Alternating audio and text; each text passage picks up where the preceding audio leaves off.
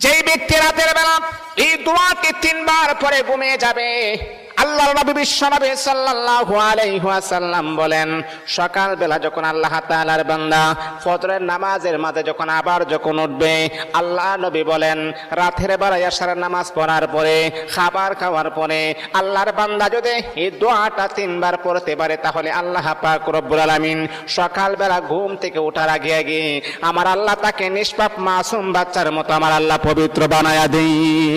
দোয়াটা সবাই আমরা জানি, আমরা সবাই কিন্তু দোয়াটা জানি, কিন্তু আমরা আমল করি না। দোয়াটা হলো আস্তাগফিরুল্লাহাল্লাযী লা ইলাহা ইল্লা হুয়াল হাইয়ুল কাইয়্যুম ওয়া আতুবু ইলাইহি লা হাওলা ওয়ালা কুওয়াতা ইল্লা বিল্লাহিল আলিয়্যিল আযীম।